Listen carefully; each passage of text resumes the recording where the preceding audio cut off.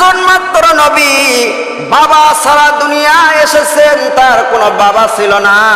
আমার রব্বুল আলামিন বাবা সারাই তাকে দুনিয়ায় পাঠাইছেন। সুবহানাল্লাহ। এজন্য কবি বলেন, বেপেদার পর জুংদা পয়দা ও কোনাদ, বেপেদার পর জুংদা পয়দা ও কোনাদ, তিফলের আদর মাহাদে গোয়া ও কোনাদ। বাবা সারা সন্তান জন্ম দেওয়ার মালিক কে? জোরে বলেন কে? দোলনার শিশুকে কথা বলানোর ক্ষমতা রাখেন কে? আমার ভাইয়েরাম, হযরত ঈসা আলাইহিস সালামকে বাবা ছাড়া আমার আল্লাহ দুনিয়ায় পাঠিয়ে দিলেন।